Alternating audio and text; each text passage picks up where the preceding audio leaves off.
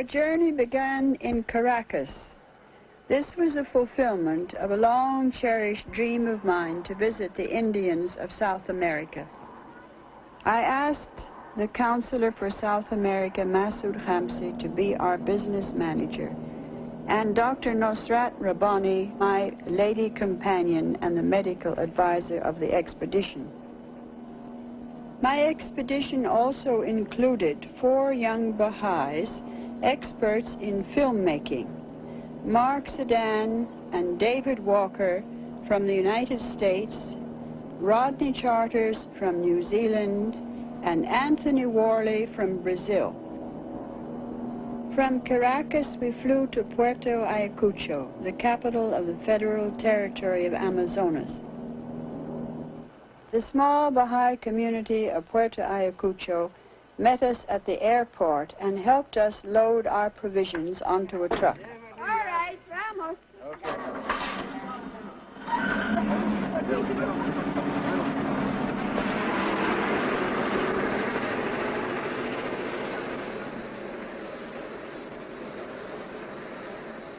It took us over an hour to reach Venado, a huge flat hump of rock jutting into the Orinoco River. This is the place where all traffic above Puerto Ayacucho leaves for the interior.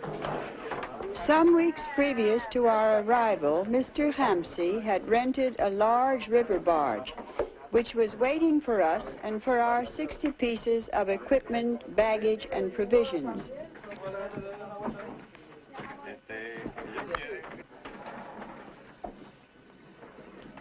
This was a trip which was going to take us 1,700 kilometers to visit 8 different Indian tribes in the interior.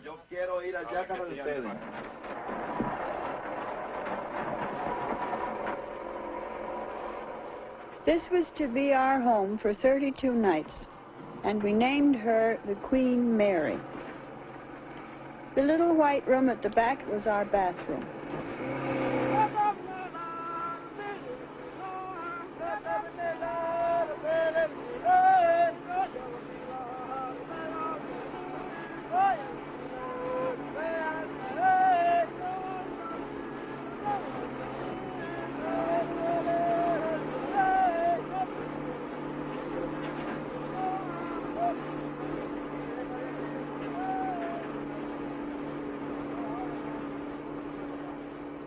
On the Venezuelan part of our journey, we were accompanied throughout by Leco Zamoro, a Mataco Indian pioneer from Argentina.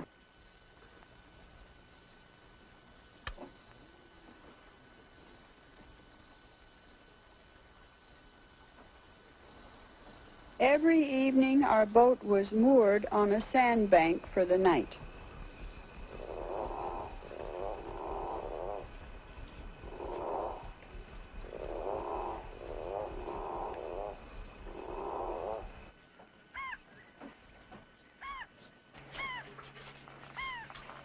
Our first job in the morning was to roll up our hammocks and get them out of the way. Life aboard the Queen Mary was in no way difficult. In fact, the only real inconvenience were the black flies, which on this particular morning were so vicious that I wore my mosquito net hat.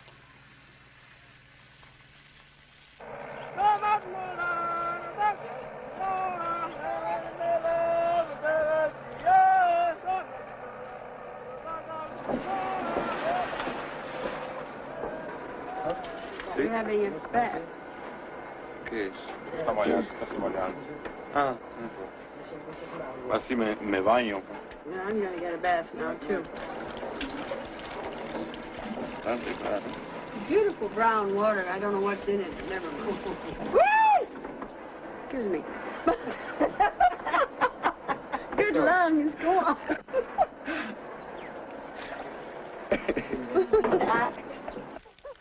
Wonderful as the water was for drinking, it was usually very dangerous to swim in. The Indians always seem to know where it is safe to go in, and our captain strongly advised the men that they should only bathe from the rocks. We soon found out why. I caught 3 man-eating piranha fish in less than 2 minutes. Here he is. No, he's my fish. Nobody's going to have him but me.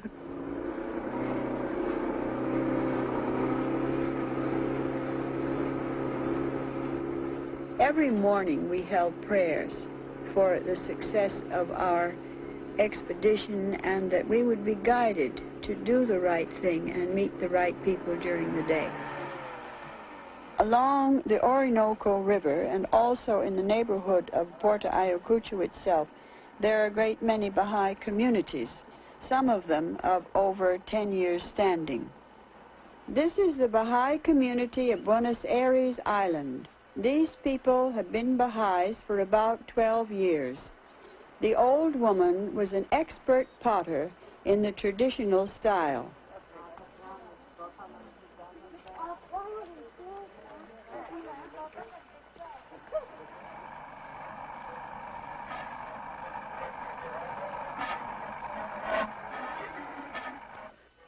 We were enchanted by one of the Baha'is playing for us on his flute.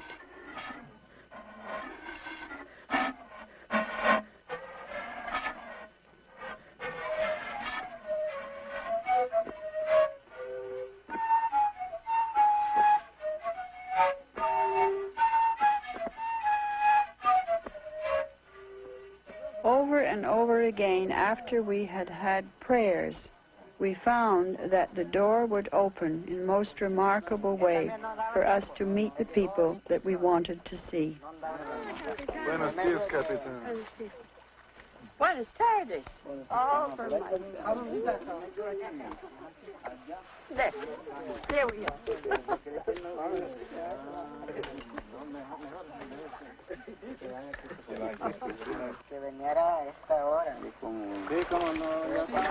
Look. Isn't he beautiful? Jason. You know, he's so perfectly disguised. You can't even see him. Alan, don't get so close. Because he might be a jumping snake, right? See? There he is.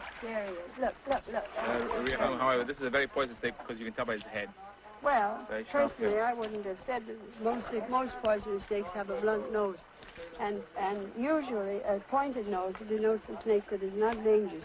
But what they have is here. When a snake is fat here, he has a place for his poison No, glands. pero se puede conocer también que la cabeza es así. See, here, fat here. También. See, when it is fat here, then it's poisonous. Really, what a beautiful creature. Really? These Piaroa Indians invited us to their village. As it was an hour's walk from the river, they agreed to come back and take us there the following morning.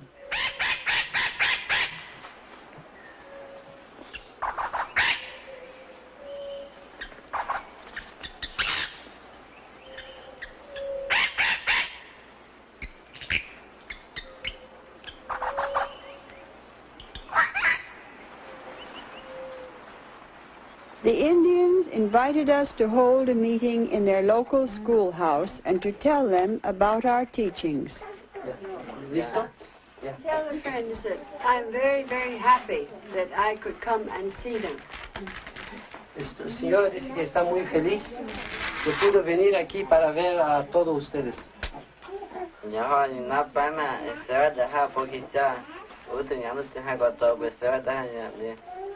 I have a great love for the Indian people. Tengo un gran amor para los indígenas.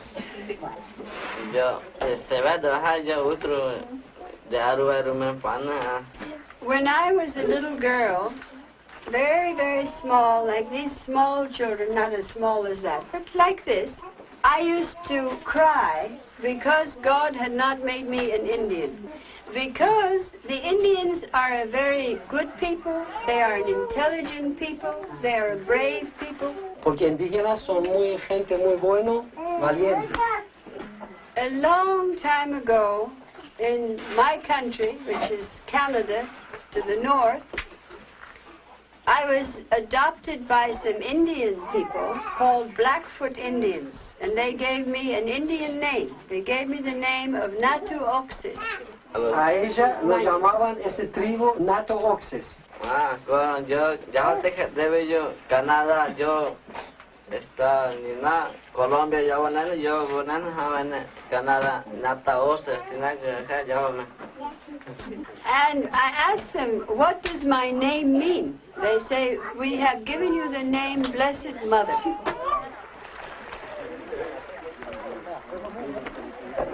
You're going to follow. You're going to take your canoe? Get over. Follow.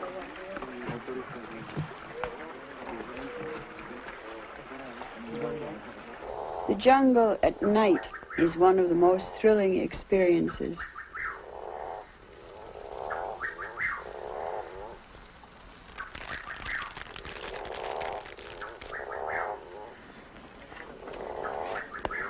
All right, please listen to me. Who wants some jelly?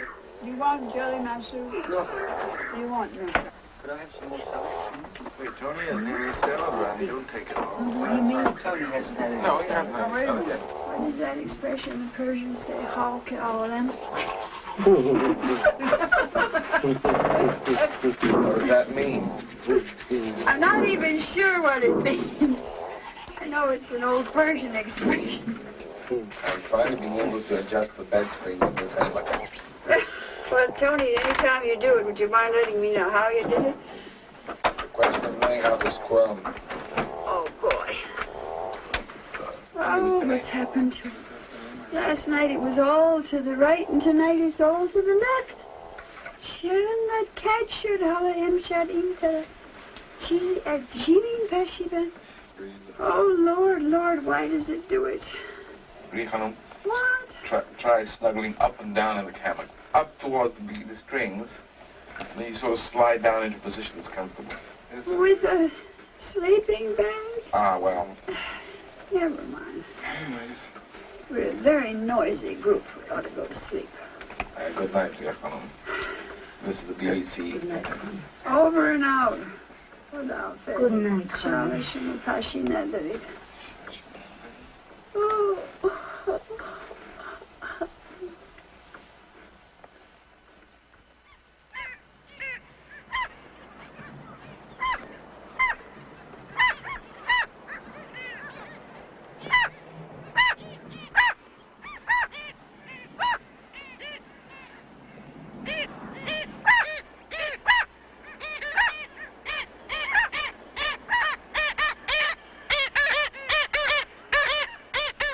Our boatman had speared a stingray. It seemed senseless to kill the creature without eating it, so I insisted that we should have it for one of our meals, although it wasn't particularly good. In the whole Amazonian territory of Venezuela, the most important town after Puerto Ayacucho is San Fernando, which was founded over 200 years ago by missionaries and was very much like an old-fashioned colonial town. Although I do not attend church services, I like very much when I'm traveling to go into churches to pray that the people of the area in which I am traveling and teaching may be guided to the message of Baha'u'llah.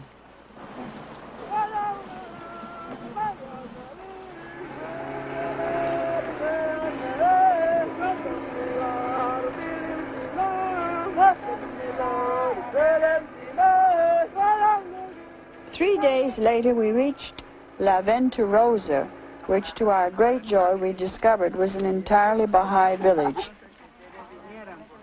These people had migrated up the river and taken up land and established themselves. They took us and showed us where they planned to build their local Baha'i center. They'd already set aside this piece of land with this object in view. Now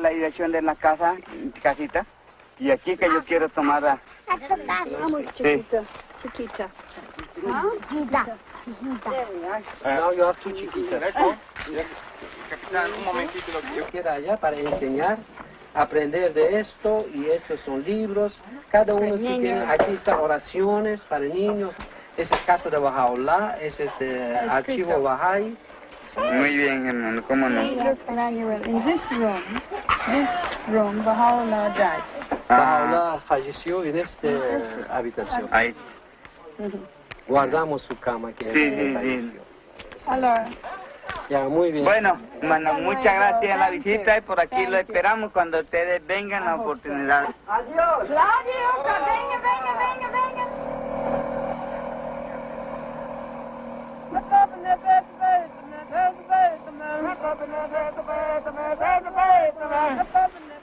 We now entered the Ventuari, which is much narrower and shallower than the Orinoco. Because of this, we found that we very often got grounded on sandbars, and it was necessary for all of us to get out and push.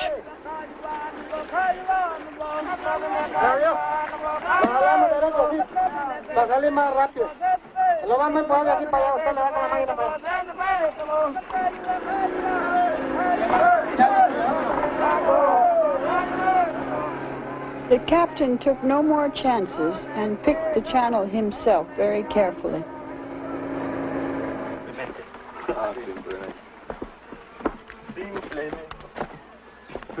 Yucca, which is known in other countries as cassava or manioc, is the universal staple of the Indians throughout South America in the jungles.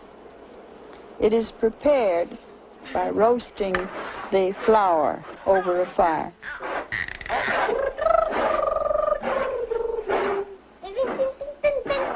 We found the Indians an extraordinarily friendly people. If you met them with an open heart and a friendly spirit, you immediately received the same response.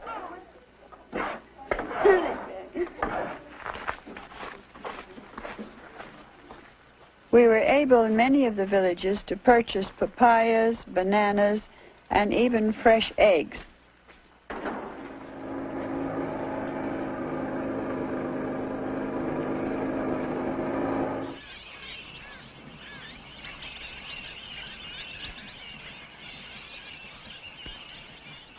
As our boat could not navigate in the shallow waters of the tributaries, we hired a dugout canoe, installed our own outboard motor, and used this for side trips. Vamos, capitano.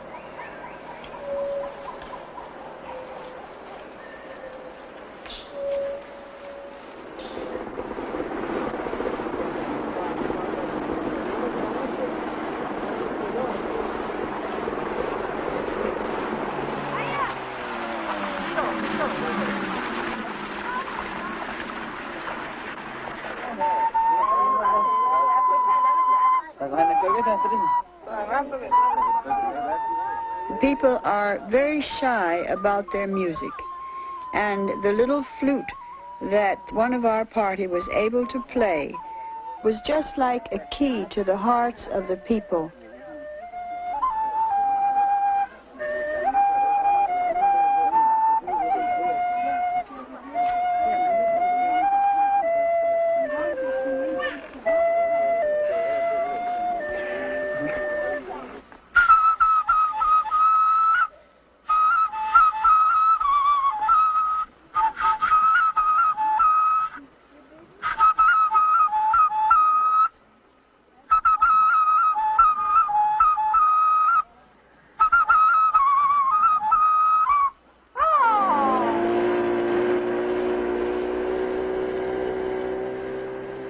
We made a special trip up the Manapiari River to visit the growing town of San Juan de Manapiari.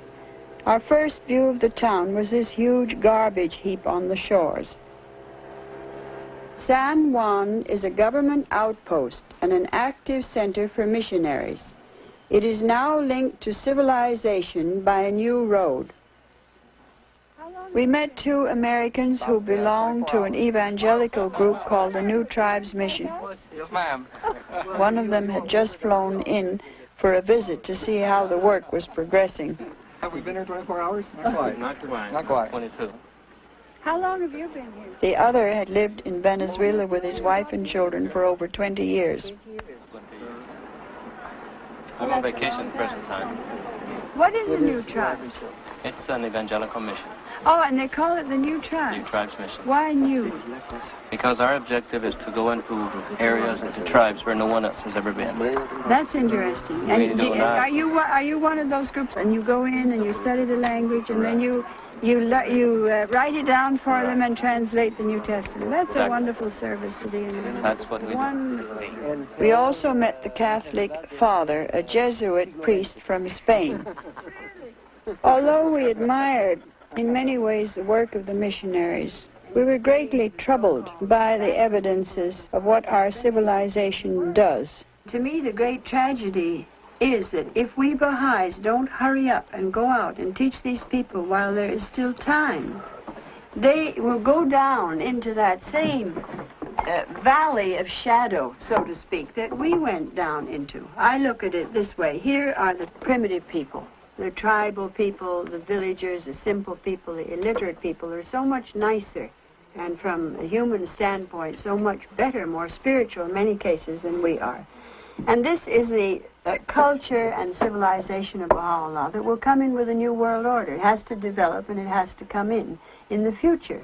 Now, the youth of today, our youth, are beginning to come out of this valley of materialism and climb up towards this new world order. They're beginning to reject so much of what we have in the world today and its materialism. But these people want to have everything that there is in the 20th century, which is perfectly natural. So they have to come forward. They have nowhere else to go except forward into the progress of our century and our way of living.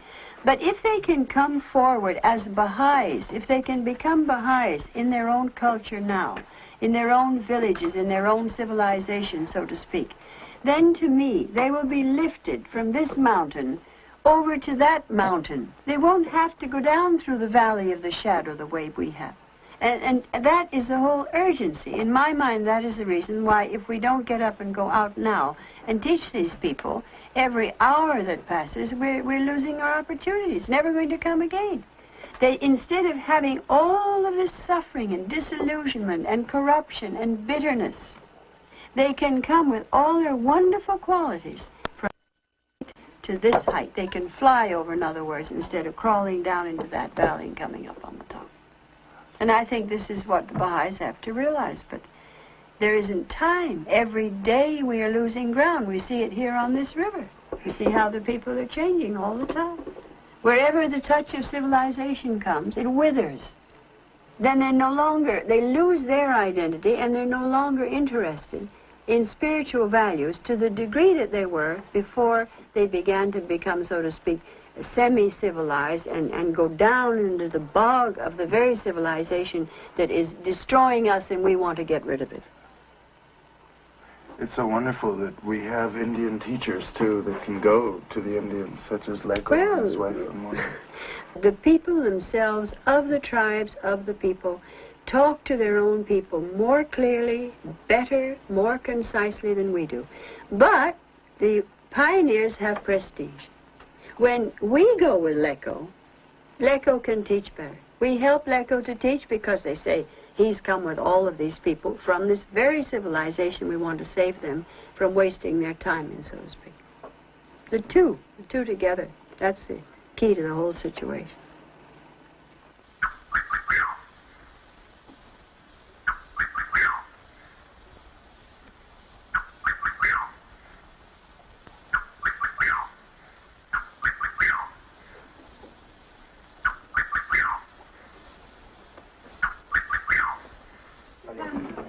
We met a Piaroa chief. We invited him aboard our boat to have coffee.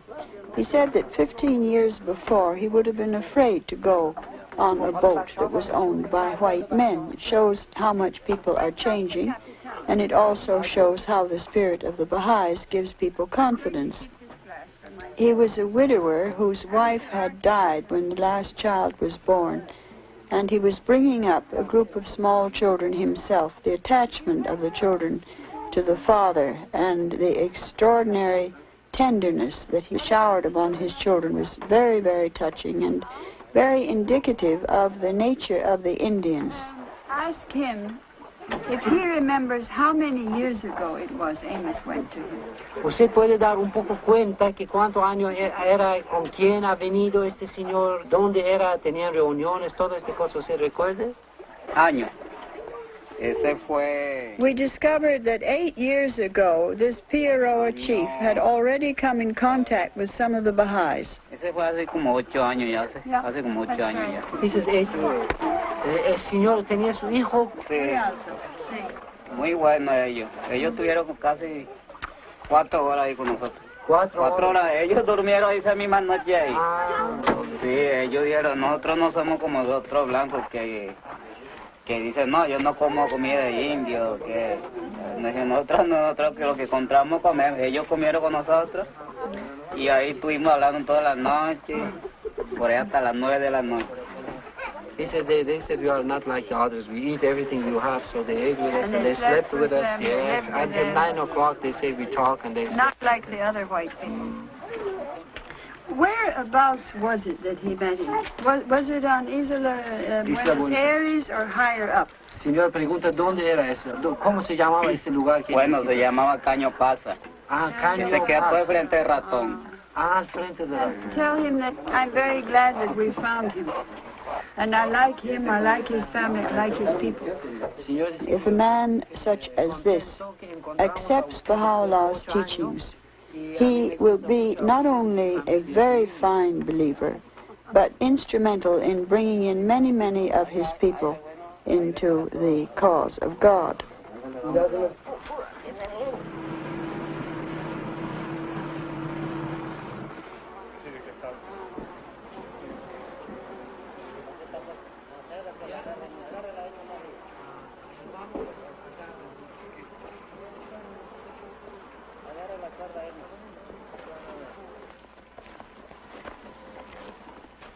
The Macos, as a tribe, have never been converted to Christianity.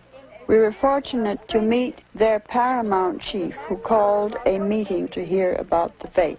We are not political people and we are not missionaries, but we have a very wonderful message from God. And this lady said that we should tell this to our head. And this was a very, very good thing she said, because we believe also great respect should be shown to the capitanes, whoever they are and wherever they are.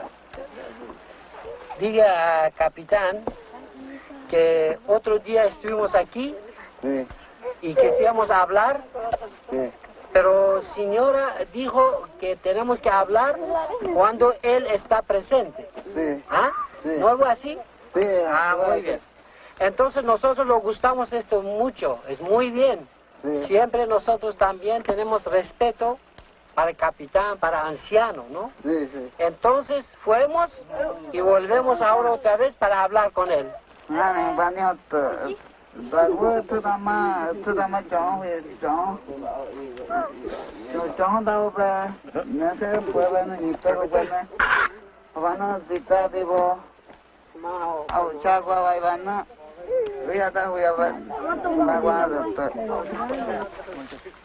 To the degree to which they are interested and want to ask any questions, to that degree we tell them of our beliefs and the purpose of our trip. It was not our purpose to force it on them.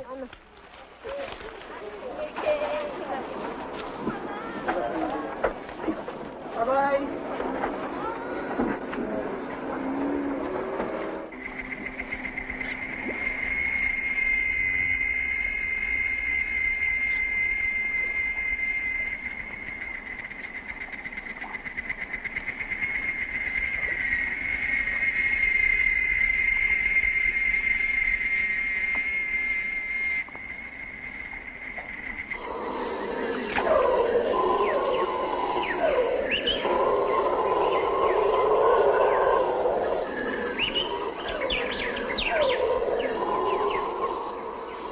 We were told these were howler monkeys, but we never saw them.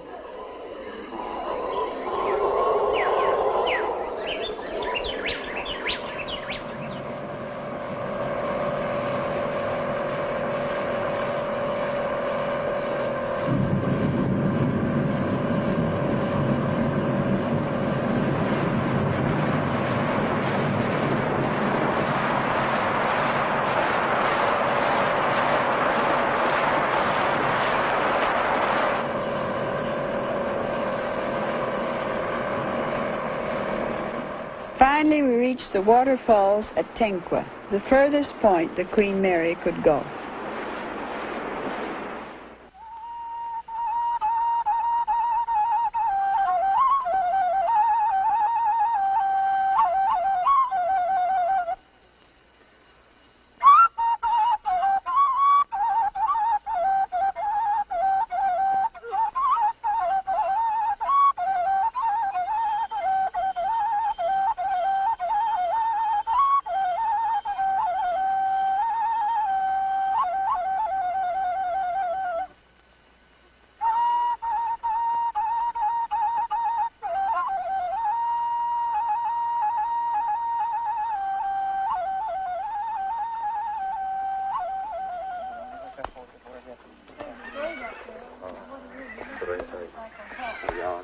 We were told that beyond the falls there was an island called Monotiti, where we could contact one of the most interesting and primitive tribes in Venezuela and Brazil called the Yanomamos. We walked about 30 kilometers on this one trip, and it was the longest walk of my entire life.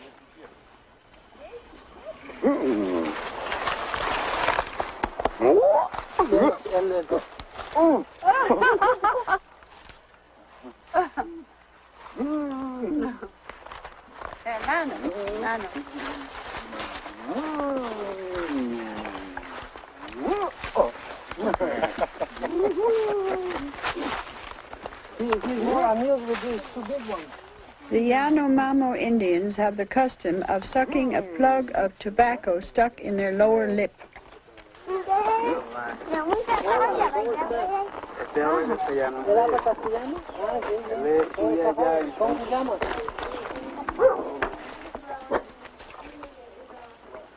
That nice cotton she's taking. I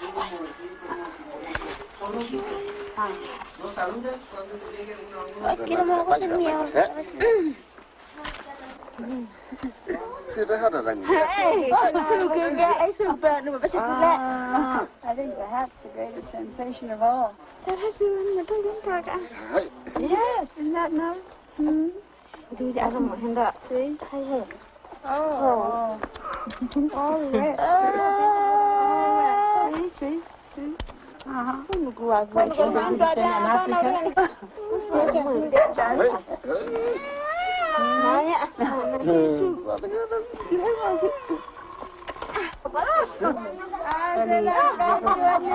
You're showing the hair on your chest if you really want to be excited.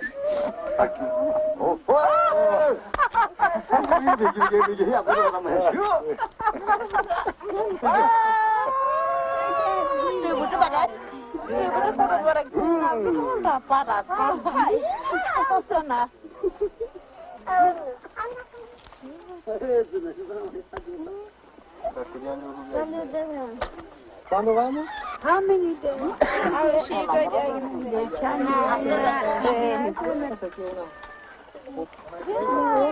Wait a minute, let me see first. Everybody has one. One each. One each. Come on. One each. Did you have one? She had? No, Yes, you yes. didn't have. You didn't have. از خانمی که من بگوسیم مترجم Fundamentally, unity in diversity, which is such a strong principle in Baha'i teachings, means that we're all alike and all different.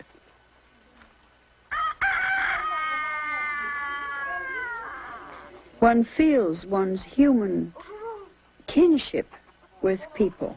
At least one should feel it. If one doesn't feel it, then there's something the matter with you, that you don't feel it, because it is there.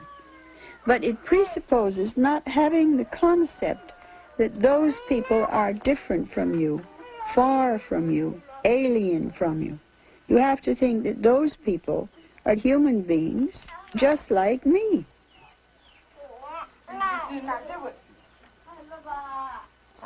One has to have this sense that these people, that other person is loved by Baha'u'llah, as I hope that Baha'u'llah loves me. That we all belong to God, that His love is apportioned to all men, irrespective of race, irrespective of education, irrespective of advantages or disadvantages. Mio sposo. Morte.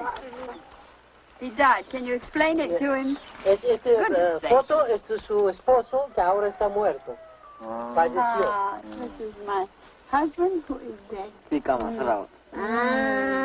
Ficamos raus. He's dead though. Dead. Ficamos raus. Esto una oración. Oración. Es una oración, ¿no? You don't necessarily have to speak a person's language to have a bond of understanding. That can be something that you feel between each other, and I have felt it many times with people with whom I couldn't say one single word.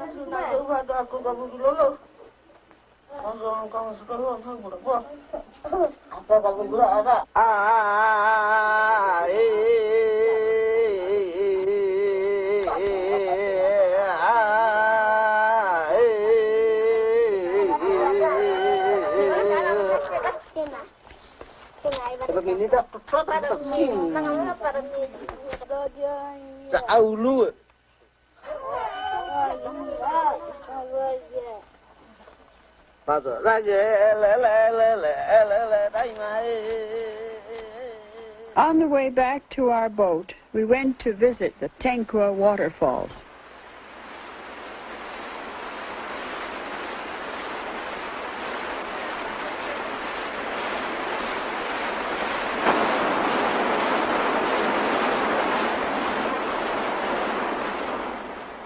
If we don't let the Baha'is know the needs of these people, if they don't see the faces of these wonderful people, their simplicity, that they are between two worlds. They're no longer in the old world of their tribe, which was a good existence, and they had the dignity and the nobility of their customs, and they're not in our world, because nobody loves them, and nobody really cares for them, and nobody respects them.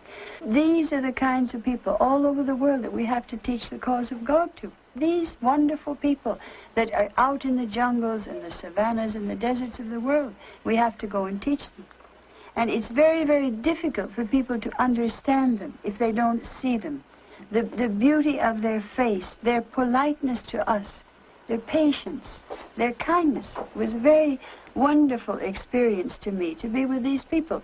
Of all the tribes people that we have met on this trip, these were the ones that I liked the best. Because so far these are the least touched by Western civilization.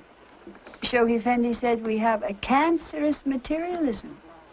Eats away the very flesh from the bones of the spirits of men.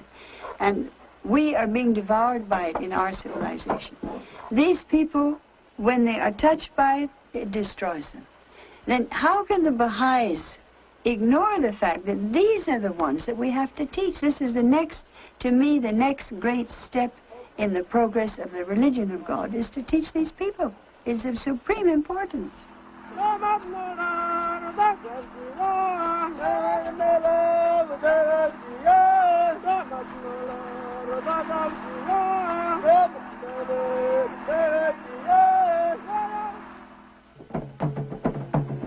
The second part of our trip took place in Suriname, where we went to visit the Bush Negroes.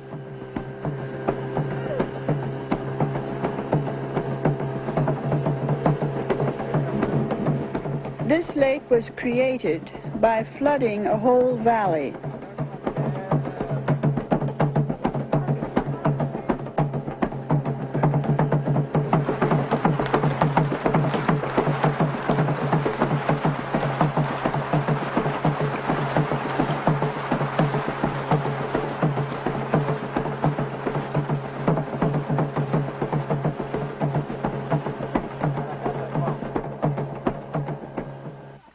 arrived at the village of Redidoti, it was almost like returning to Africa to come to a bush Negro village.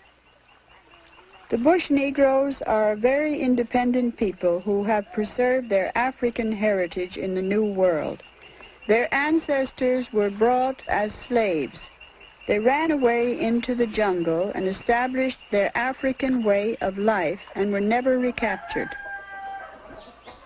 No Baha'is had ever been into the interior before to visit the bush Negroes. The young man is a student in Paramaribo who invited us to come to his village. These are his grandparents.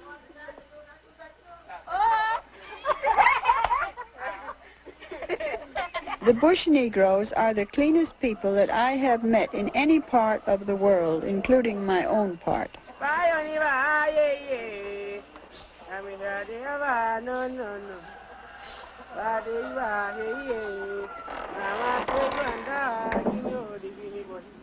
We thought that this must be a shop, but discovered that it was a private home and that many of the housewives keep their houses looking just like this.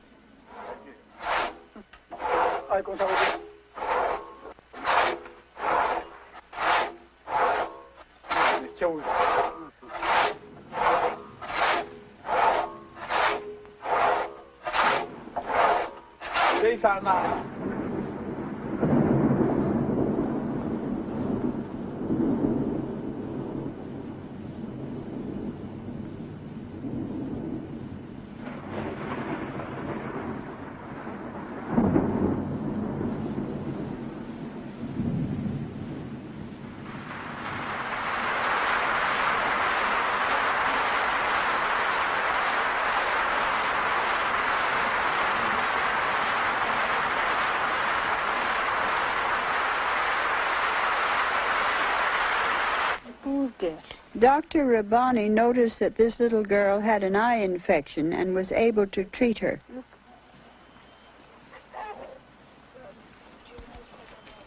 Come here, look too. Look, come on.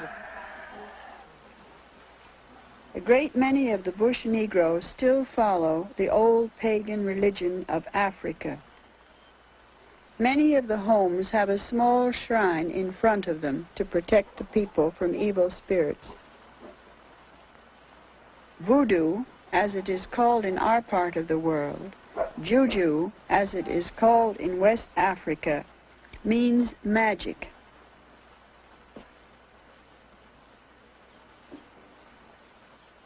Sometimes the people held religious services of their own, which we did not intrude upon. The headman or captain of the village very kindly placed their meeting hall at our disposal, and we were able to live in it during the period of our visit to Redidoti. They have been ready to listen to us, and we have gone to the villages and we've said, look. Jamshid Arjumandi, a Persian pioneer and board member, accompanied us on all our visits to the bush Negroes. But then the thing that is interesting to me is what percentage of the bush Negroes are still pagan? Because this is mostly a pagan village. Obviously, it's full of pagan shrines, and they're very attached to a spirit world and to a spiritual world. What they need is to connect this with a living religion without superstition. This is the way one has to teach in Africa. The people have to slowly give up their fears, because a great deal of their religion is based on fear and superstition. I think Anthony remembers being in that first meeting when we contacted the bush Negroes. The headman of the village had called everybody together, and we sat under the inevitable big tree, and we talked about the faith. And the intention of these people was so concentrated, and they were listening to every word that was dropping from our mouths, that when it was finished, you thought as though they had, they had drunk every word of it. Then he said, they all agree that what you've said is not a man's word, it's from God. You see? That's, of course, the way it should be. Yes, and what is more, they all agree with you, and they want to accept and to try to live according to the things that you have told us about. it is very important, I feel, to understand that a person who accepts Baha'u'llah after 2 minutes that you've spoken to is as much as a Baha'i as is anybody who's been a Baha'i for 200 years if he's still alive. To me, the best example we're ever going to get of this is like a building that is wired electrically. Now, the current is in the walls.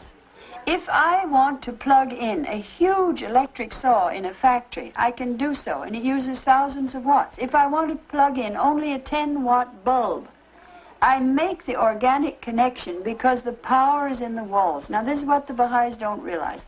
When a villager who is ignorant and illiterate and everything else, when he accepts the faith of Baha'u'llah, he is making a tiny, perhaps, organic connection with reality. Now, supposing an atom bomb comes, and they are killed and we are killed, and everybody's killed in 1 second. Do we as Baha'is believe that those people that accepted Baha'u'llah are in exactly the same condition as those people that didn't?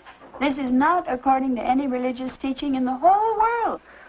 When a person accepts Baha'u'llah, then there is no discrimination, there is no difference. He's a Baha'i of 1 minute, he's a Baha'i of 2 minutes, he knows reading, writing, or whatever he is, he's a Baha'i. Mm-hmm. Who can say, I'm a better Baha'i than he is, or he is a worse Baha'i than the other one? Who has such a authority to distinguish? Well, the point is to bring your receptacle to the ocean of truth.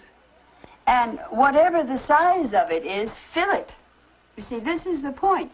If a man has a huge receptacle and he fills it with 1 teaspoonful, what use is it? But if he only has a tiny little cup and he fills it brimming over, this, in the sight of God, is much more important, and it's right in Baha'u'llah's own words in the Gleanings. But they think because they are educated and big and wealthy and important, and they have condescended to accept the revelation of Baha'u'llah, that they have filled themselves and are that big worthy, so to speak, whereas maybe they've only got a teaspoonful of service and of devotion. And a poor little man that only has the capacity of a teaspoon, he's filled his teaspoon brimming over. And personally, I believe that that teaspoon in the sight of God is more important than a half-empty container of somebody who had much more capacity. The night before we left, we had a party, accompanied by very animated singing and dancing, at which everybody had a very good time.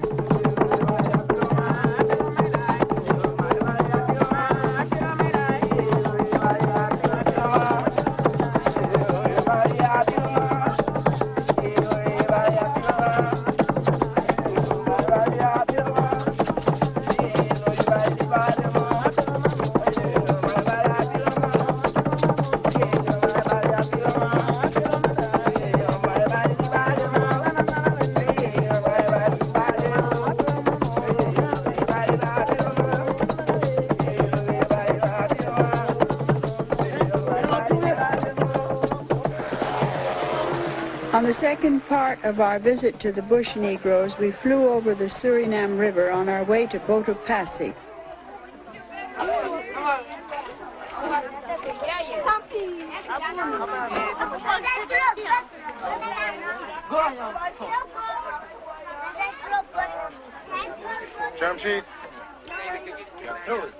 We loaded all our things on a canoe and went upriver to Kamalua, where we were to meet our Baha'i friends.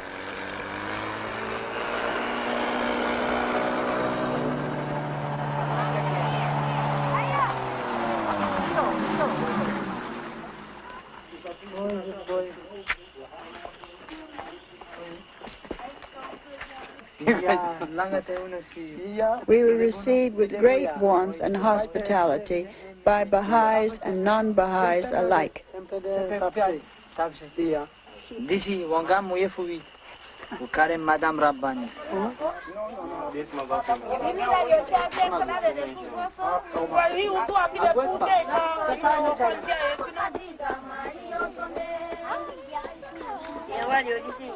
These are spirit screens to keep evil spirits out of the village.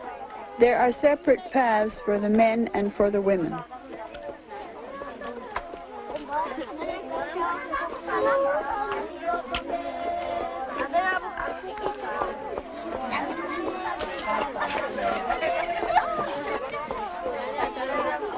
Our visit to Kamalua was one of the warmest experiences on the whole Greenlight expedition.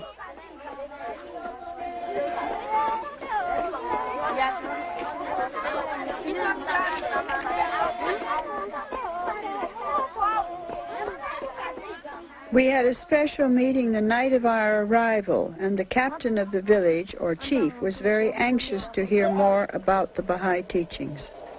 The purpose of the teachings of Baha'u'llah is to make all the people of the world live together in harmony. Baha'u'llah aduso omdat hembe wani libisma fulleri fullibi makandi lekibada angasisa. This is the reason that Baha'u'llah came into the world, and this is the reason that he gave us his teachings. Each one of us is free to teach his message. We don't have any priests.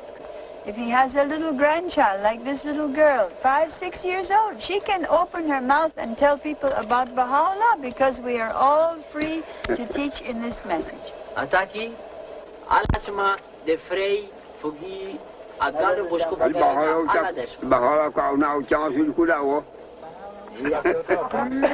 What does he say? Baha'u'llah has really brought us something. Yes, he has. The next morning we discussed with our Baha'i friends how we could best help their teaching work. Tell these friends that we are so excited and happy to be here, because we understand that we are the first Baha'i brothers and sisters that have ever come to visit them in their own villages. Adama distaki that udena fosi Baha'i smadi kumuta photo say ukwa kamalua fuluku den Baha'i brother na masisa fuwi titaki. And we want them to think about where in this 1 week that we have, we can do the most good in helping them to teach the faith of Baha'u'llah. Adama wani sabi na moro bum presi pe ukango futaki na libadisi. No, pikna ka wawa ka wotu kone. Mandesi kondete la kina usunu bitataki. They are speaking taki-taki, which is the language most commonly used in Suriname and is similar to Pidgin English. Fortunately, Jamshid speaks this language fluently.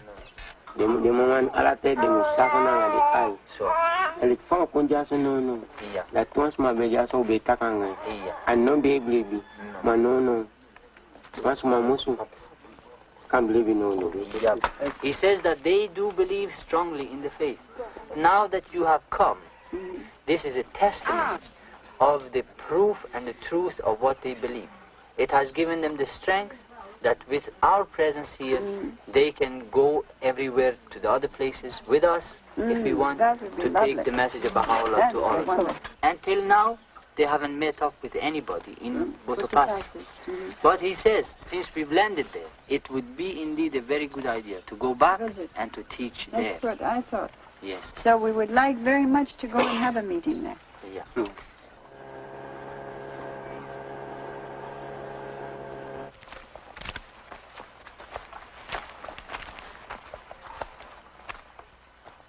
Like all Africans, the people have a very strong sense of protocol. This man is the captain or chief of the village.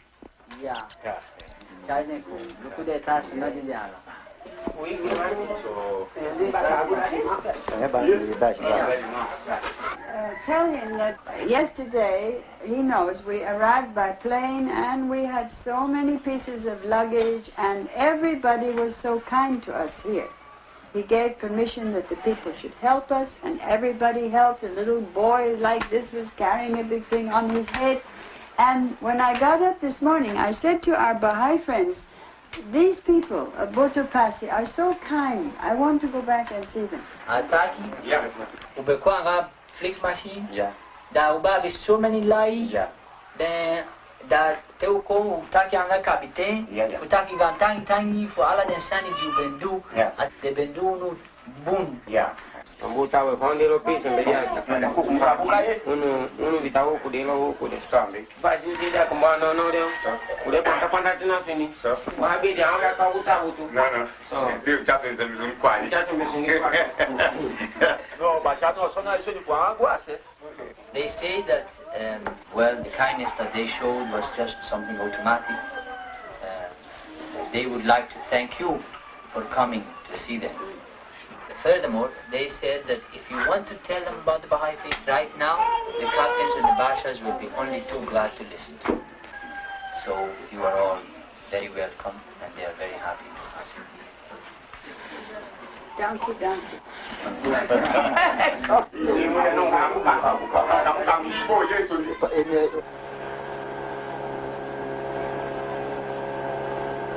We decided to visit the nearby village of La Fante and hold a meeting there. A number of people accepted the faith.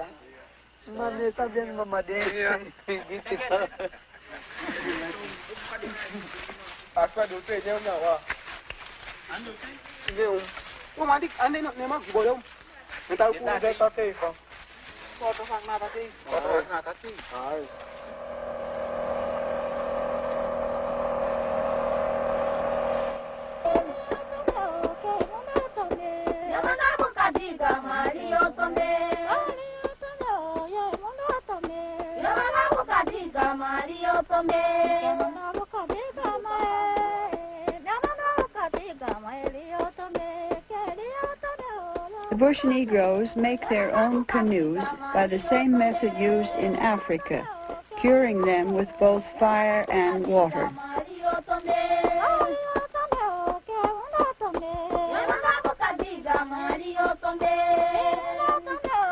This village was the most beautiful I have ever been in my entire life.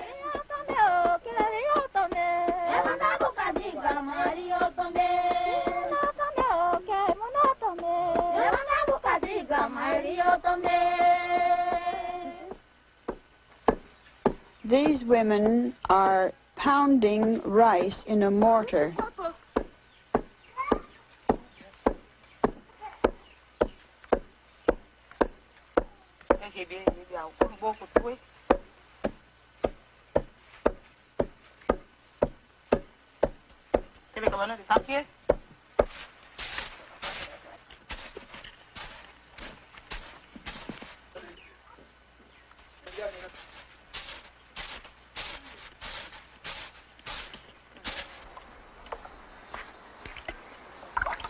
Kamalua was fortunate in having a spring of very pure water which the villagers used for drinking.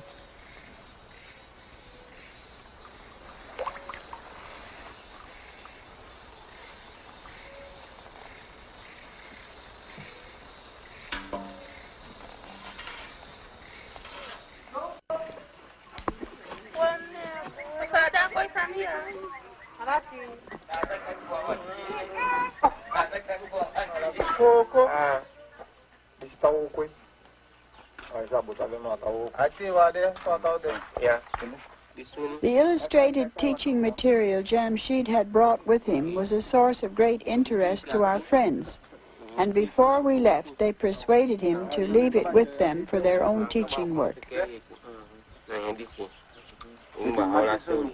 We decided to hold the election of the first spiritual assembly of Kamalua, which would be the first spiritual assembly of the Bush Negroes anywhere in Suriname.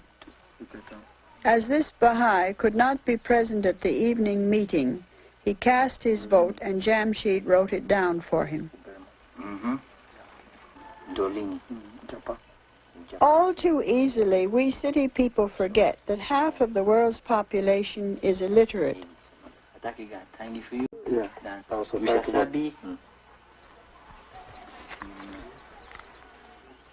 Plans were made for the election of the spiritual assembly that night.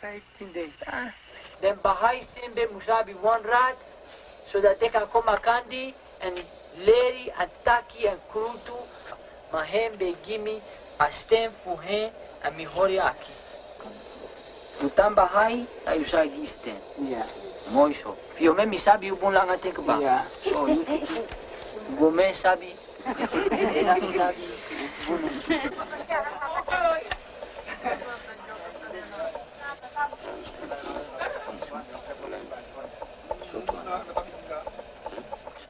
The captain, who in the meantime had become a Baha'i, is casting his vote for the first spiritual assembly.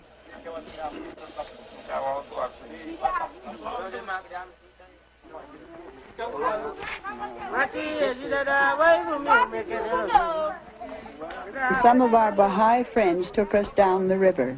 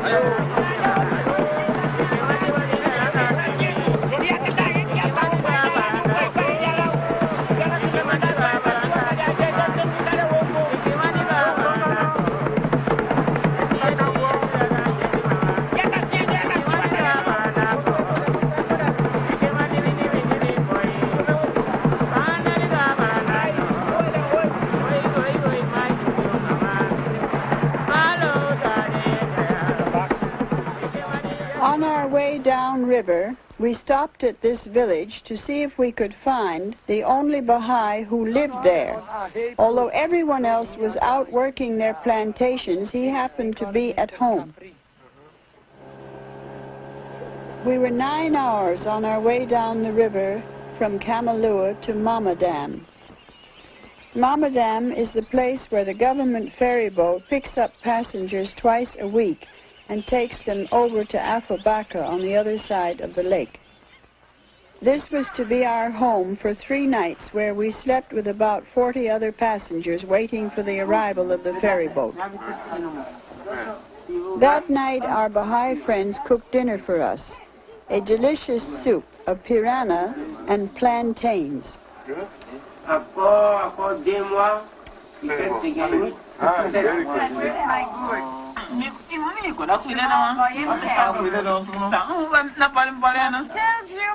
It reminds me that every time we're marked, we take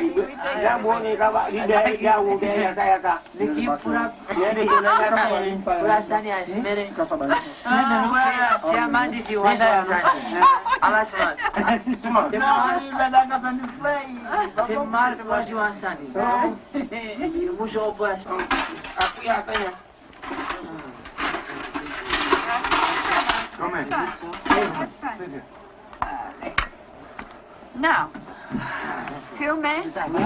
Pour que vous me donnez un petit morceau. Petit, je ne peux pas. Ça va comme ça? Moi, je peux pas, comme ça. Oui, ça va. Voilà. Merci. Ngai pa bum ne. Ngai pa bum ti aja patin dam na i. Miau kuda ni. Ya da ku e piki ku. Ya. Mama kan ka sabang. Ni kan dek mana taman dam ti. Oh. Ini ko ya ka kuna kana buku hanya. Bon, very bon. Masoud, could I have a little more juice, please? Masoud.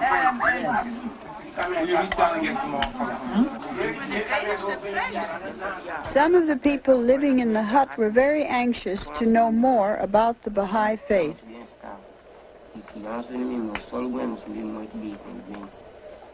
Our friends from Kamalua were very enthusiastic teachers.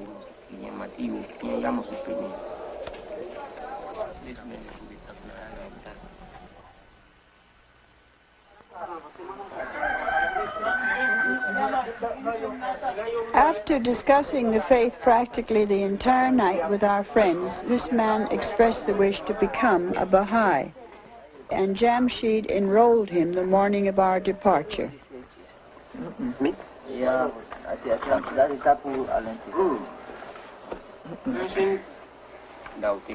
These bush Negro Baha'is were amongst the finest I have met anywhere in the world, and we parted from each other with real regret. He says, in this life, there is only 2 things: life and love.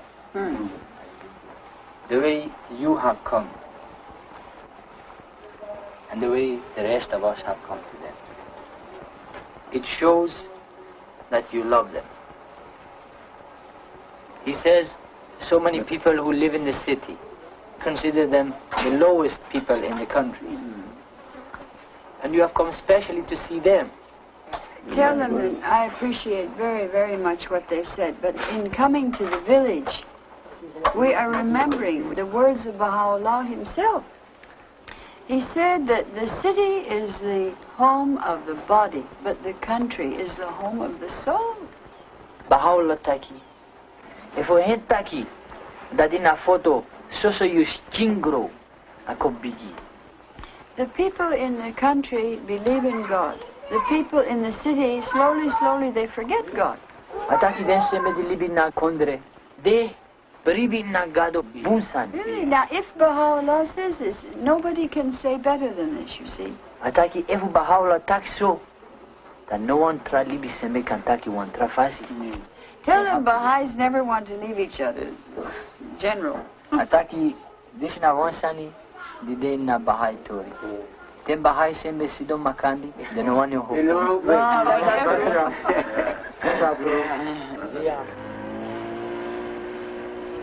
Our Baha'i brothers embarked in their canoe and went back up the river to Kamalua.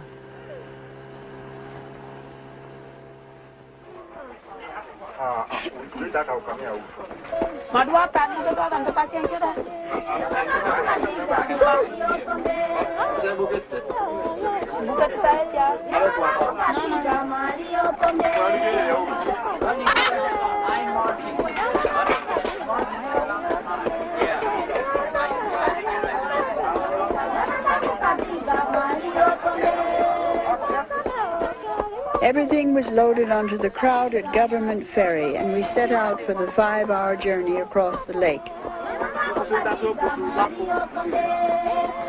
We found a marked interest amongst our fellow passengers in who we were and what we believed.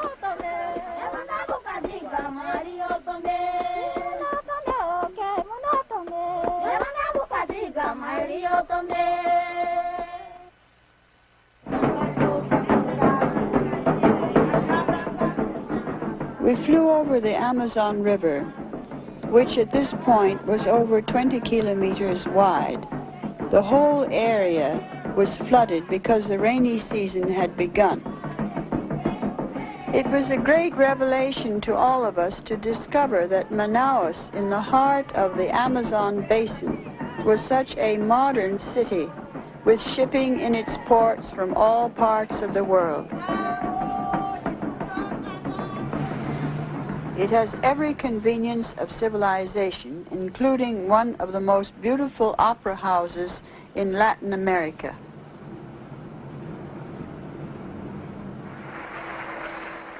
We arrived to attend the first historic Baha'i conference of the Amazonian region, and were greeted very warmly at the airport by members of the new Baha'i community. During our week's visit, there were many lectures given to students in both universities and high schools. I would rather talk to an audience like yourselves of young people than any other kind of audience in the whole world. E sinceramente prefiro falar para uma audiência jovem, assim como esta, do que qualquer outra no mundo. Nobody knows better than the youth how many problems face us in the world today. Ninguém melhor do que a juventude sabe quantos problemas estão nos confrontando nesta idade moderna. As I see it, one of the greatest problems facing the human race, and that means you, is how to bring the 2/3 of the world's population who live in villages into the advantages of the 20th century, the advancement of the 20th century, without ruining their human characteristics that are so wonderful. From Manaus, we flew to Leticia in Colombia on the frontier of Brazil and Peru. Leticia is a small, very pleasant town, ideally situated for pioneering, as many Indian tribes can be reached from here.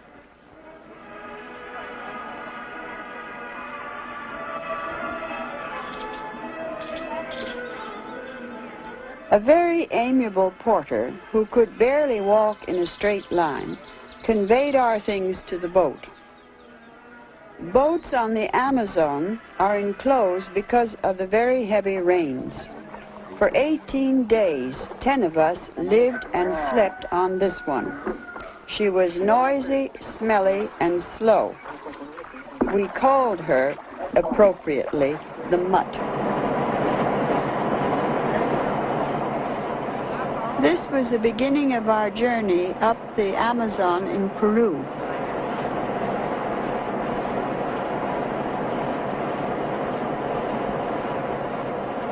Gradually, a daily pattern of living on the boat was established.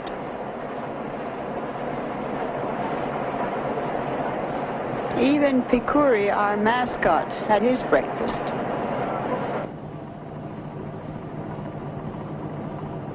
The rainy season floods the riverbanks, but the villagers are used to it and build their huts on stilts, reaching their homes by canoe. Various Christian missions are rapidly spreading throughout this entire area.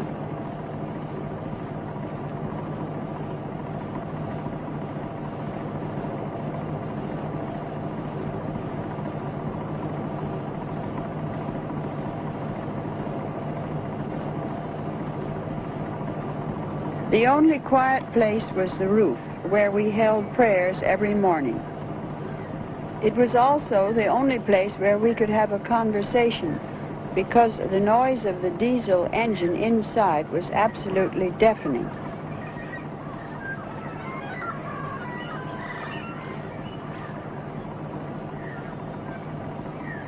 The trouble was that it was very difficult to get up and down because there was no deck on our boat.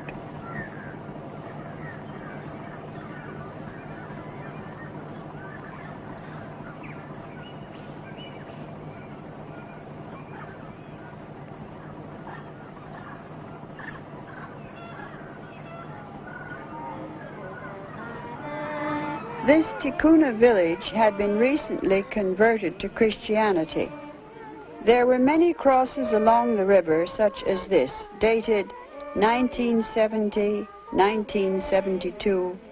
We wondered why we Baha'is had come so late.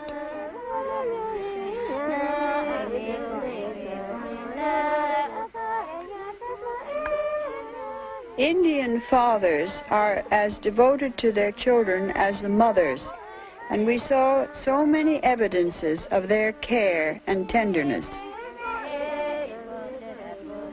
We wanted to buy some fruit if possible, and were astonished at the ease with which this man went up the tallest papaya tree I have ever seen in my life, as if it were a flight of steps.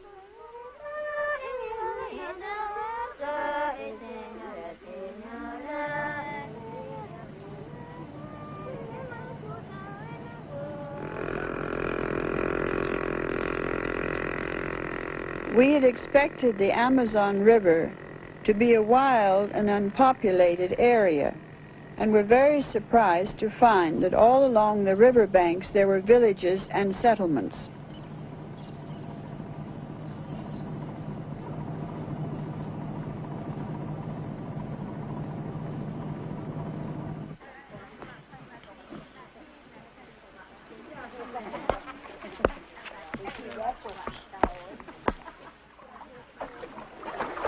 At this town, Mr. Hamsi went shopping, conveyed by a very skillful young boatman.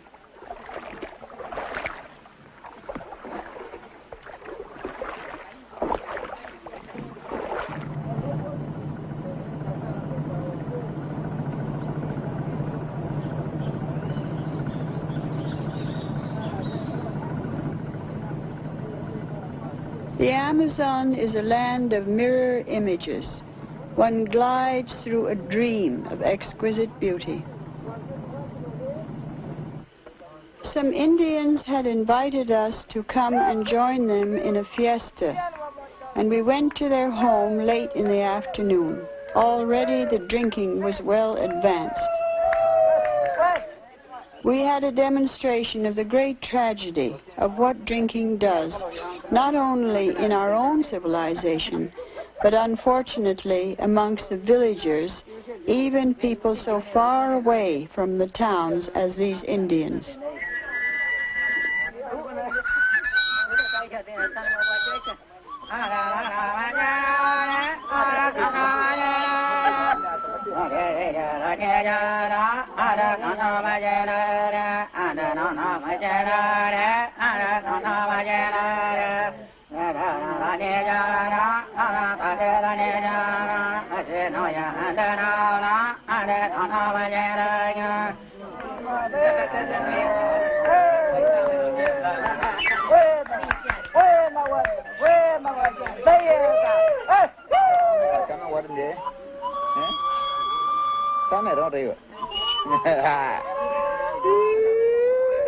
It saddened us to see that even the children, like this little girl, were getting drunk.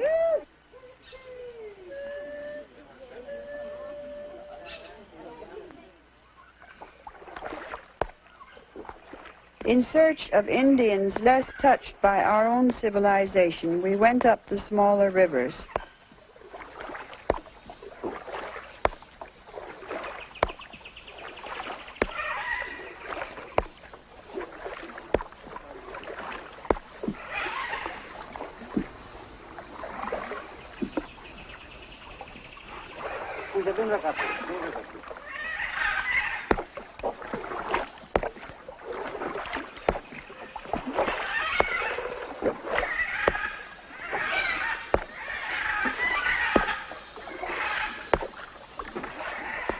We at last came to this Yagua family, living according to their own customs.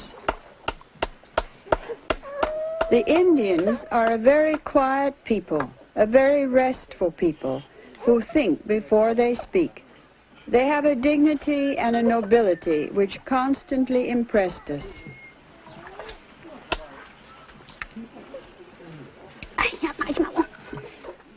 No people tame wild animals like the Indians. Their homes are full of much loved and cared for pets.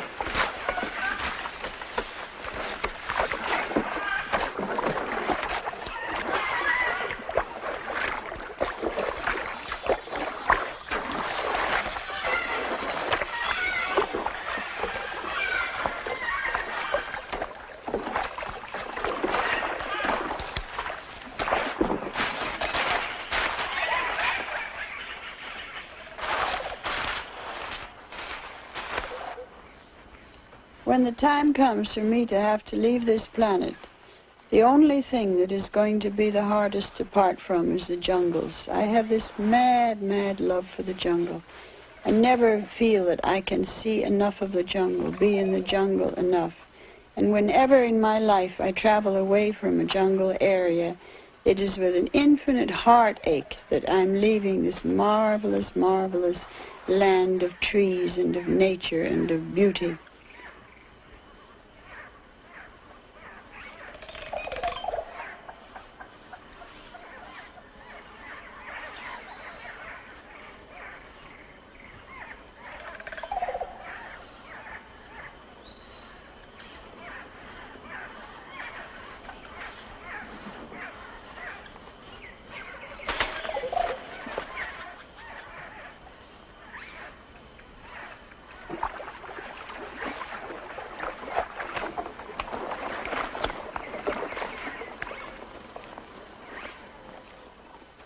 Going deeper into the jungle, we came to another, more isolated Yagua village.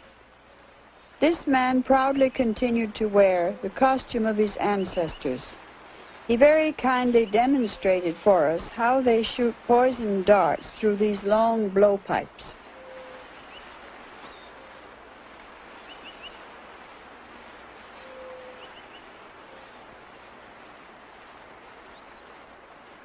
We went back to the Amazon and visited another Yagua village. We found this Yagua woman had a sick baby and persuaded her to let our companion, Ruth Pringle, treat the child. Ruth Pringle, a trained nurse, pioneer, and board member from Panama, joined our expedition in Leticia. Boy, is that all right? All right, that's good. You want it? No, Life Boy's good. Así. Y ahora, cógela así. No, deja ahí. The mother was very worried in the beginning, but the little baby was wonderful and barely cried.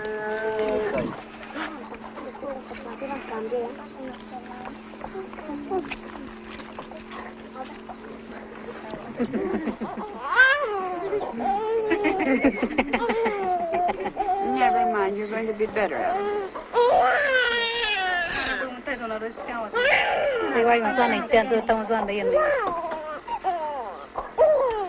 There.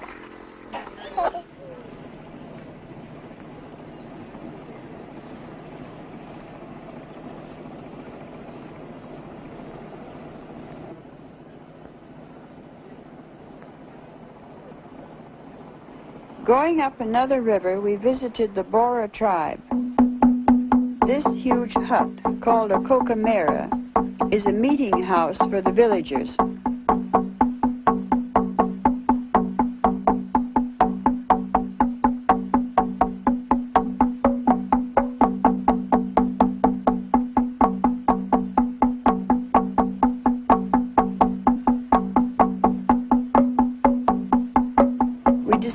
To go upstream a day's journey to see a cocamera in another village which was still being used as a communal dwelling.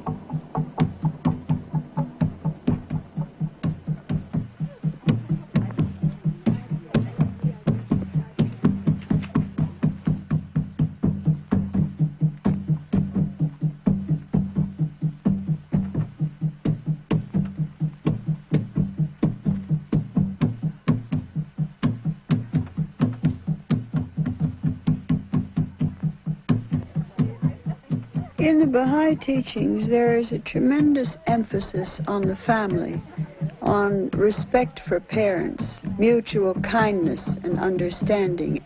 This is something that exists in villages.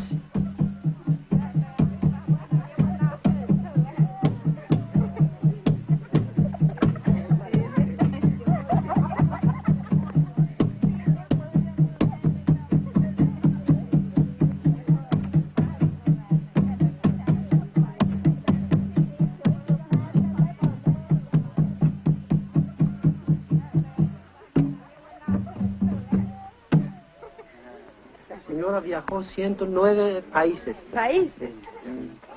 And the only drums this size are in Africa. Solamente en este tamaño ha visto una vez en África. And they're not as beautiful as those. Y todavía no es tan lindo que esto. ¿Este cuánto año es? 25 a 30 años. 30 años. Sí, este dura porque... cuidar muy bien. Sí, porque este es un chungo.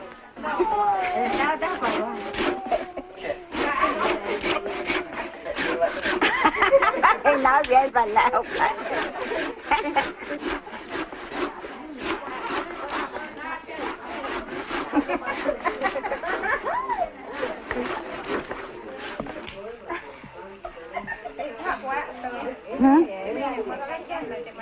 Nuestro religión es muy nuevo.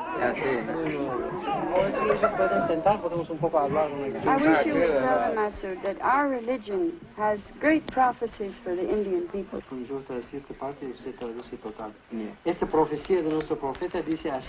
We believe that God has given every people in the world special gifts that belong to that tribe, to that people. En nuestra religión hay profecía muy grande para los indígenas. If the indigenous people of this part of the world accept his faith and become progressive, they will be the cause of the enlightenment of the whole world.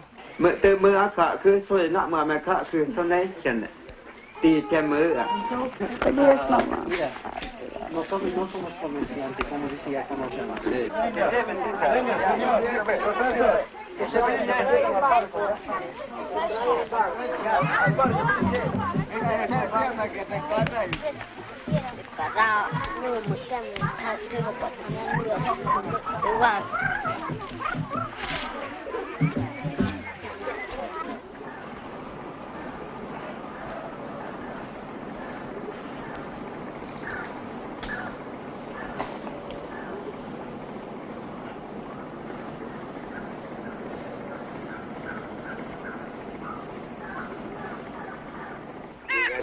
Our guide, Don Pedro, left us here. He had read all the Baha'i literature we had with us and became a Baha'i before we parted.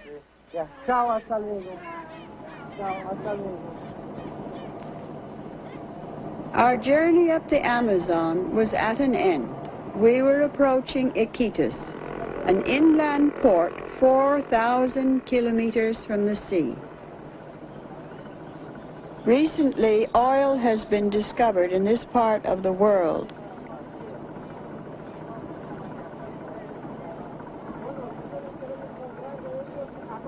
To cities such as this, the indigenous people flock in great numbers, only to live in squalor and poverty.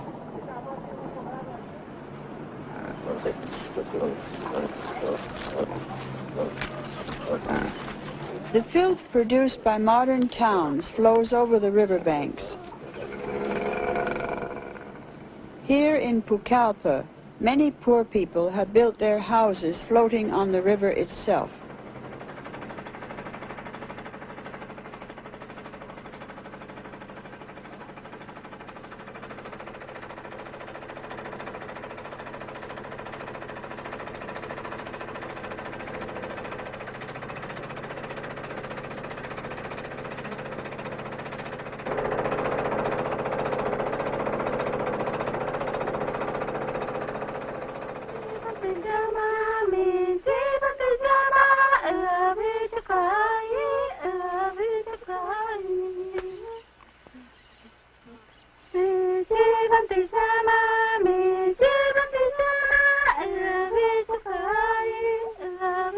We decided to visit the Shipibo people, who are both very gifted artistically and also very shrewd.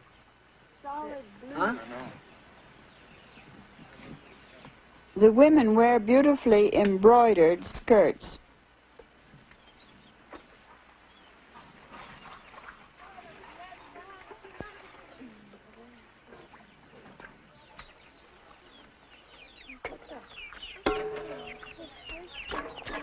To me, it is very impressive the way in village life even very small children work, and they love working.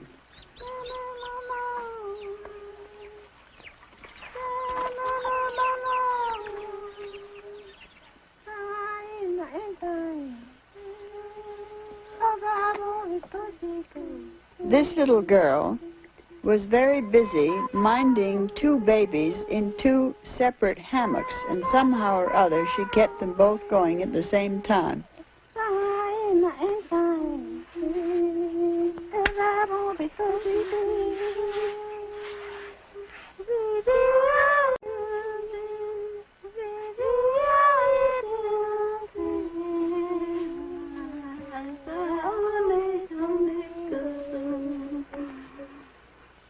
This was our last contact with the Amazonian Indians.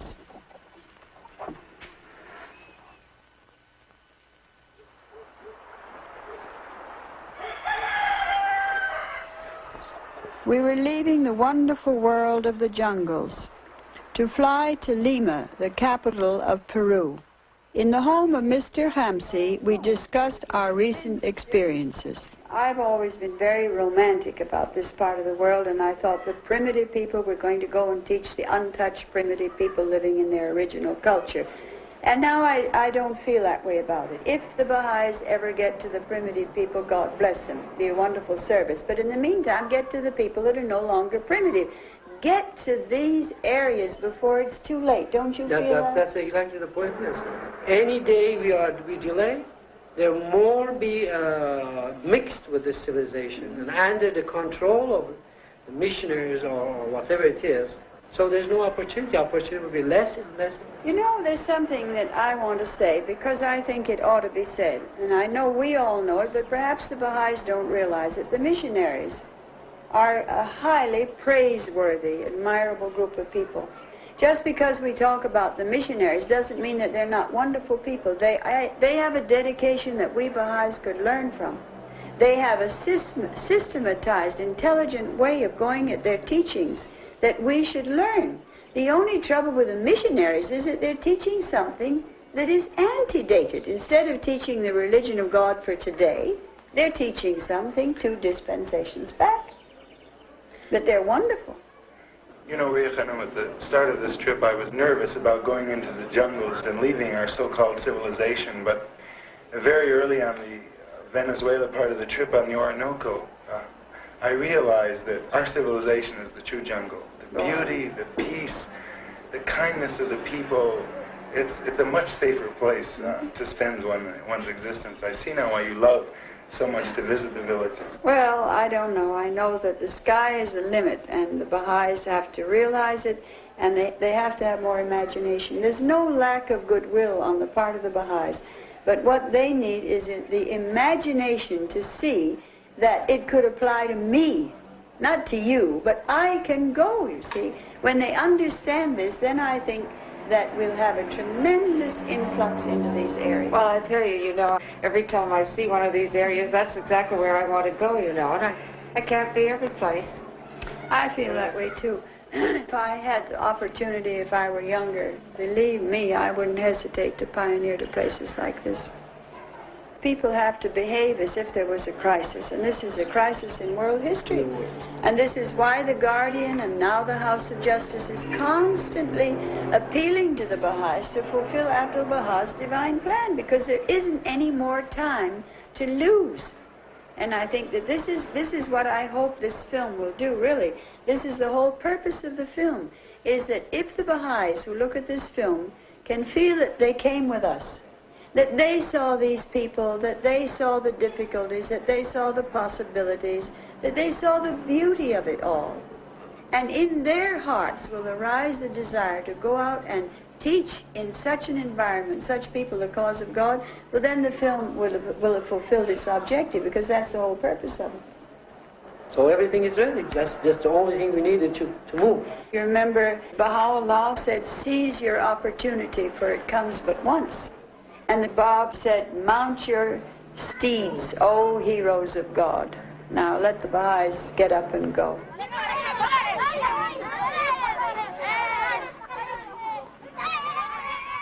In one of the barrios of Lima, we went to film the Baha'i children's class.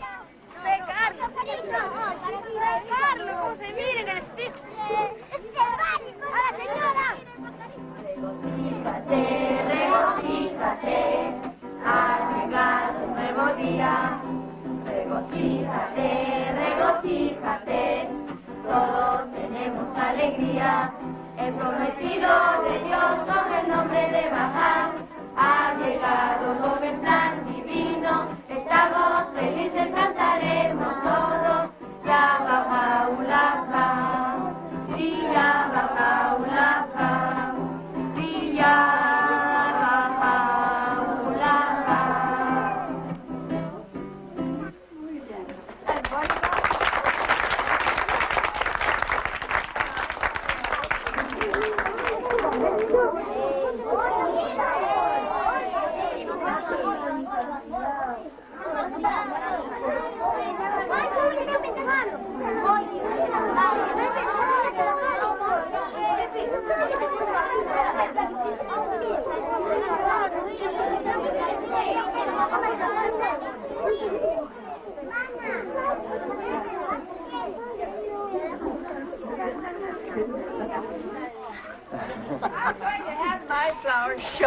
Now, wait a minute. And again? This is the Mas Uno man. Our host was a Quechua Indian, a widower who has brought his 5 children up to be very good Baha'is. Well, I got both times. Thank you very much.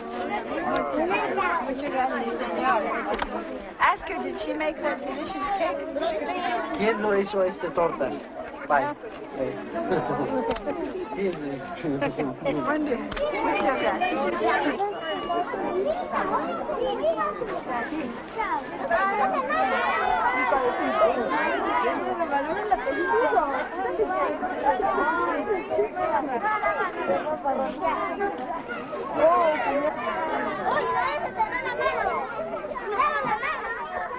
The last stage of the Greenlight expedition took place on the Altiplano in the Andes. We went to Bolivia to attend an Indian Baha'i conference.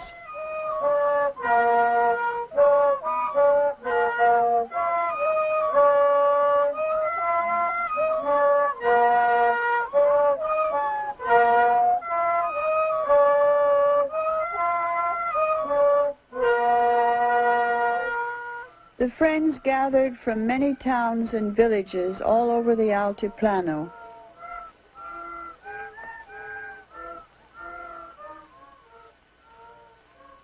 From Sakaka, we set out for the top of the mountain, accompanied by about 150 Baha'is.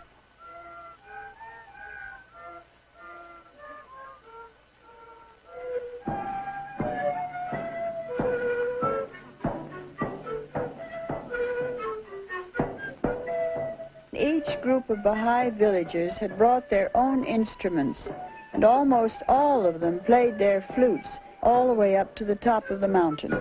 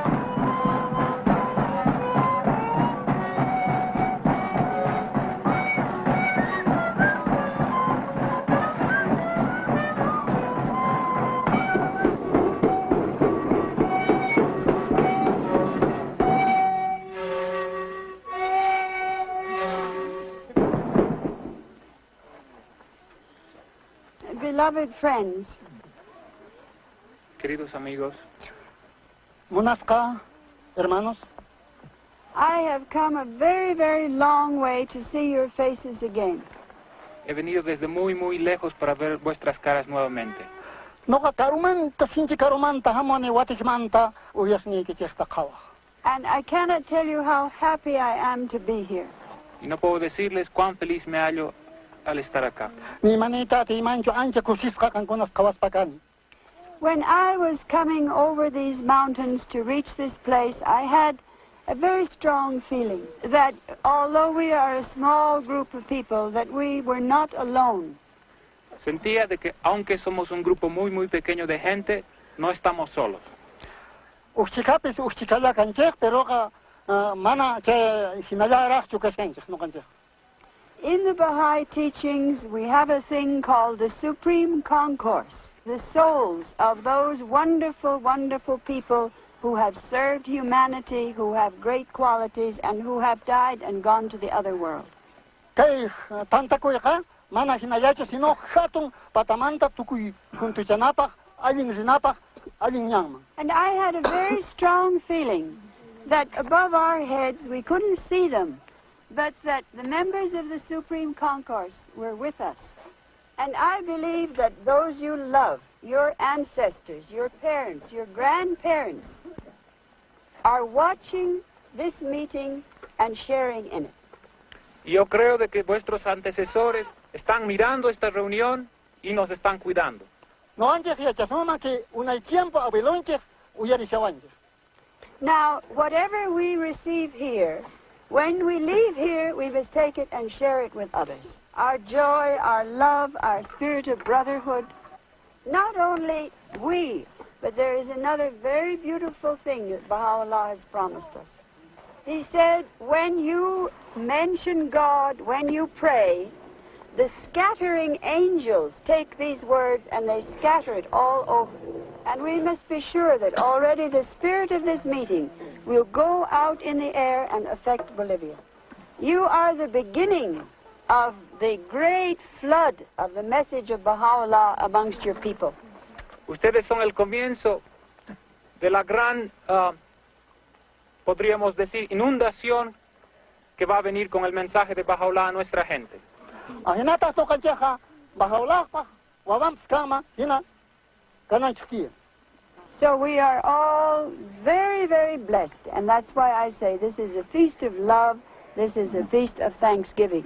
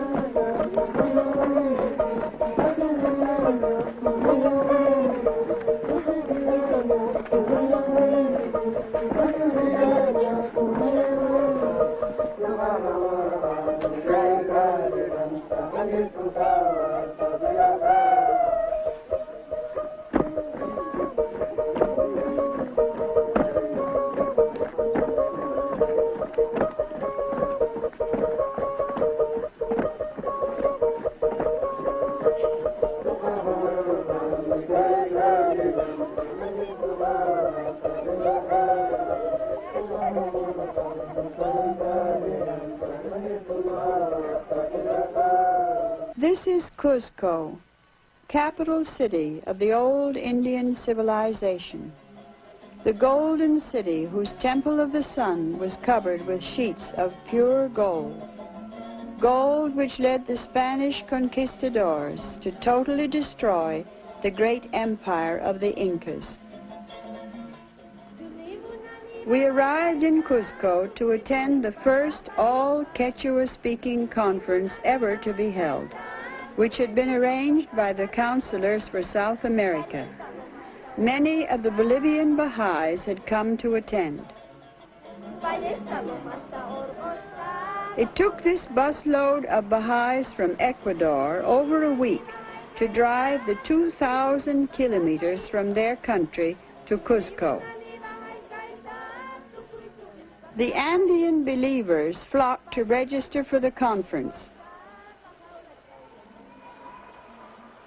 The Baha'is from Peru, Ecuador, and Bolivia spent one whole day discussing how much they could understand each other's dialects so that Baha'i literature could be made standard for all these countries.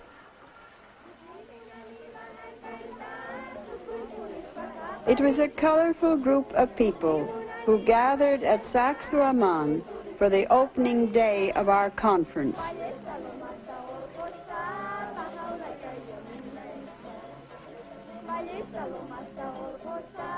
This great fortress, built by the Incas, took 30,000 people 80 years to construct. We went up to the highest point to hold our meeting, the place where the Incas believed the sun was tied. I told my Indian brothers and sisters about themselves, that their ancestors had built an empire second only to that of the Romans, that the achievements of the Incas in government, road building, architecture, arts, and crafts were as great as any the world has ever seen. The government of Peru had recently made Quechua the second official language. This gentleman had come from Cuzco to attend our conference as representative of the Quechua-speaking Academy of Peru. Machu Picchu was a fortress hanging in the clouds, built by the Incas over 500 meters above the valley below. We all came by train from Cuzco to visit this famous place, one of the last strongholds of the Inca Empire. We held our meeting and our prayers again on a spot where the sun is tied. The first mass conversion in the Western Hemisphere began in Bolivia. How much joy it brought to the heart of the guardian.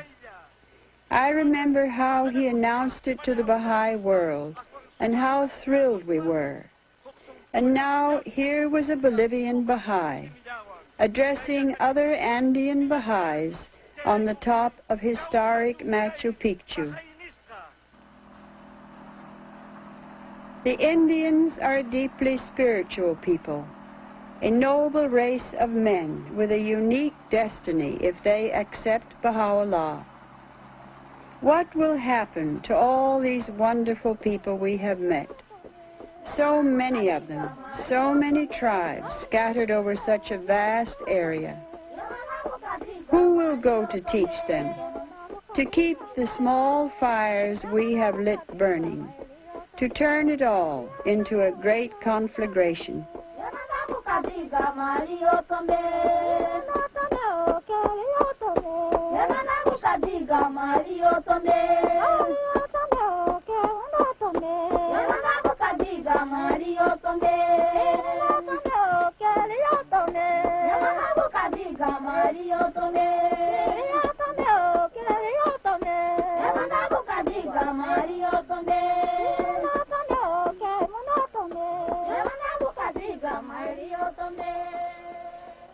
Abdu'l-Baha said, "Oh, that I could travel, even though on foot and in the utmost poverty, to these regions, and raising the call of Ya Baha'u'llah in cities, villages, mountains, deserts, and oceans, promote the divine teachings.